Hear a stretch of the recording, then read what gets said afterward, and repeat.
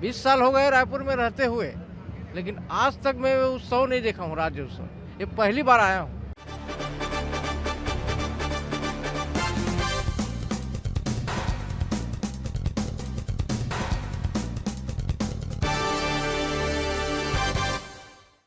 साथियों, आप सभी को मेरा नमस्कार। आज का दिन खास है। आज न केवल छत्तीसगढ़ अपना 21वां जन्मदिन मना रहा है, बल्कि आज से हमारे YouTube चैनल खबर छत्तीसगढ़ की भी शुरुआत हो रही है। अपने इस YouTube चैनल में हम आपको छत्तीसगढ़ की राजनीति, छत्तीसगढ़ की संस्कृति, छत्तीसगढ़ की परंपराओं, आदिवासियों, आम लोगों की बात करेंगे।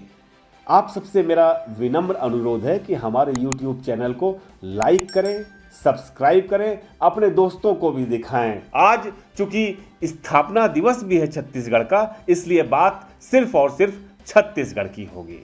कितना बदला छत्तीसगढ़ 21 सालों में। क्या है ये नया छत्तीसगढ़? क्या है जो देश के कोने कोने में रहने वाले लोग हैं, दुनिया के तमाम देश में रहने वाले लोग हैं, पहले सोचा करते थे कि छत्तीसगढ़ का मतलब माओवाद, नक्सलवाद, हिंसा, लेकिन नहीं, यह स्थिति नहीं है। आपको बताएं साथियों कि आज जब मैं ये कार्यक्रम प्रस्तुत कर रहा हूं, 3 दिन तक लगातार यहाँ पर दुनिया भर के तमाम देशों से, देश के तमाम राज्यों से आदिवासी कलाकारों का बड़ा जमावड़ा यहाँ पर लगा रहा। यहाँ राष्ट्रीय आदिवासी नृत्य महोत्सव था। अनोखा आयोजन है अपने आप में। ऐसा आयोजन आपने कभी सोचा है, कभी कल्पना की है कि केवल आदिवासियों का नृत्य हो रहा है? लेकिन छत्तीसगढ़ में 3 दिन तक चला, जिसमें कि हजारों की संख्या में लोगों ने इसको देखा। मैं देखा हूँ, मतलब खुश हो गया हूँ। मेरा मन अति आनंद है। मेरे को ऐसा लग रहा है रात भर यहीं रह जाऊं। आज का छत्तीसगढ़ कैसा है, आपको एक उदाहरण से बताता हूं। ये मेरे हाथ में एक दवा है, लिवोसट्रिजिन। इसकी कीमत जो है 40 रुपए है। लेकिन आज के छत्तीसगढ़ में आप अगर किसी धनवंतरी जो दवा केंद्र है वहां पर जाएंगे तो ये दवा आपको बमुश्किल से 7 रुपए में मिल जाएगी। मेरा नाम है विधि नारायण पटेल। ये योजना जो है काफ़ी दिनों से इंतज़ार था। बड़ा यानी बड़ी अच्छी योजना है। सस्ती में दवाइयाँ उपलब्ध होगी और दवाइयाँ कुछ जो है अभी आपको खरीदा। आपको वहाँ पर कैंसर की दवाएं सस्ती मिल जाएंगी, एंटीबायोटिक सस्ती मिल जाएगी, आधे दाम से भी कम दाम पे मिल जाएंगी। यह नया छत्तीसगढ़ है। अब बात यहाँ के किसानों की होती है, यहाँ के लोगों की होती है।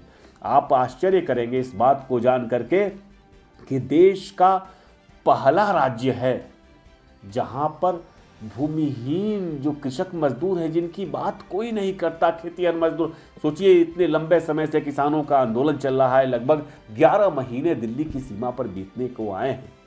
लेकिन छत्तीसगढ़ में क्या हो रहा है वह यह है कि यहाँ के भूमिहीन जो मजदूर हैं उनको भी सालाना एक मुश्त राशि सरकार दे रही है, उनके खातों में कैश ट्रांसफर कर रही है। यहाँ के किसानों को, जो कि धान के किसान हैं, कहा भी जाता है छत्तीसगढ़ को धान का कटोरा। छत्तीसगढ़ का धान आप भी खाते होंगे। पहले धान की खेती करनी बहुत मुश्किल हुआ करती थी, न बोनस मिलता था, न तो सही कीमत मिलती थी, समर्थन मूल्य भी कम था, बड़ी संख्या में पलायन होता था किसानों का। लेकिन ये पिछले 2-3 सालों में स्थिति इतनी बदली। अब जो किसान, जो खेतिहर मजदूर बाहर के राज्यों में रहते थे, जम्मू पंजाब में बंधुआ मजदूरी करने चले जाते थे ईंट भट्टों पे, अब वो वापस लौट के आ रहे हैं। हुआ ये कि किसानों को यहाँ पे शुरू किया। आपको याद होगा कि राहुल गांधी ने 2018 के विधानसभा चुनाव में जब हो रहे थे 4-5 राज्यों के, उस वक्त कहा था कि हम न्याय योजना लेकर के आएंगे। छत्तीसगढ़ ने लागू किया अपने यहाँ। ये अपने यहाँ किसानों को, जो धान के किसान हैं, अब तो धान के अलावा अन्य फसलों पर भी दी जाने लगी, वो एक विशेष राशि उनके खाते में दी जाती है। आज भी दी गई है। आज राजीव गांधी किसान न्याय योजना की करीब 1500 करोड़ की किस्त लगभग 20 से 21 लाख किसानों के खाते में जाएगी। आप कल्पना करिए कितनी बड़ी योजना है।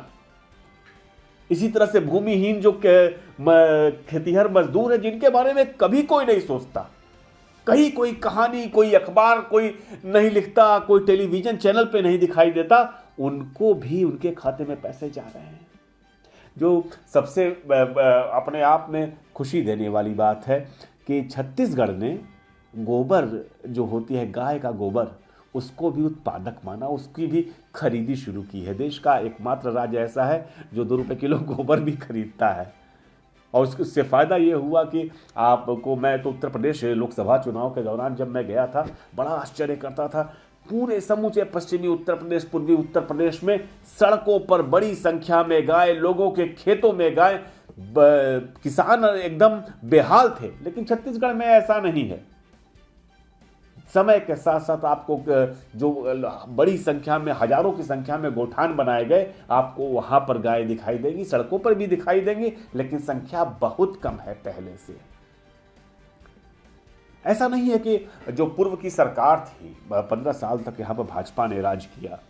आपको बताऊं, मैं जब छत्तीसगढ़ में आया, मैं 2012-13 में, तो बड़ा आश्चर्य करता था। एक तरफ जो यहाँ की राजधानी और शहरी इलाके हैं, वो तो खूब आपको चौड़ी सड़कें नज़र आती थी, आपको बड़े बड़े विचित्र टाइप के पुल भी नज़र आते थे। लेकिन जो असली विकास ग्रास रूट पे दिखाई देना चाहिए, सरगुजा, बस्तर, वहाँ पे दूर दूर तक नहीं दिखाई देता था। एक वक्त हुआ करता था कि बस्तर के जंगलों में, बस्तर के आदिवासी इलाकों में सरकारी कर्मचारी जाने से डरते थे। अब स्थिति एकदम बदल चुकी है। सोचिए, वैक्सीनेशन का इतना बड़ा प्रोग्राम कोविड का सफल रहा, उसकी बड़ी वजह विश्वास है। यह आज का छत्तीसगढ़ है कि ऑक्सीजन की बिल्कुल कमी नहीं हो पाई राज्य में। जब कोविड से देश भर में मौतें हो रही थी, छत्तीसगढ़ दूसरे प्रदेशों को ऑक्सीजन की सप्लाई कर रहा था। यह विश्वास जो है, जो जमा है पब्लिक का, जनता का, इसकी वजहें तो निश्चित तौर पे हमें ढूंढनी होंगी। समय के साथ साथ यहाँ पे अब एक बात हम सबको जान लेनी चाहिए कि छत्तीसगढ़ के बारे में जब हम चर्चा करते हैं तो हमको छत्तीसगढ़ को माओवादी राज्य मान के, आप आइए छत्तीसगढ़ घूमिए, देखिए, आप आश्चर्य करेंगे। पर्यटन के लिए इतनी सुंदर, इससे सुंदर जगह ही आपको नहीं मिलेगी कहीं पर। आप जाएंगे बस्तर, आप सरगुजा का दौरा करेंगे, आपको लगेगा कि हम स्विट्जरलैंड वगैरह में आकर के ठहरे हुए हैं। अद्भुत है, अनोखा है। छत्तीसगढ़ की पहचान बदल रही है। 21 साल का हो गया और इस 21वें वर्ष पे छत्तीसगढ़ को हम ढेर सारी शुभकामनाएं देते हैं। यह हमारा पहला एपिसोड था। हम फिर से हाजिर होंगे आपके सामने और कोशिश करेंगे कि जो विषय आप सुनना चाहते हैं, जिनके बारे में, जिनमें आपकी रुचि हो, उसके बारे में हम आपसे संवाद स्थापित करें, आपसे बातचीत भी करेंगे और कोशिश करेंगे कि उस पर आपको सामग्री प्रस्तुत करें। आप सभी का बहुत बहुत धन्यवाद।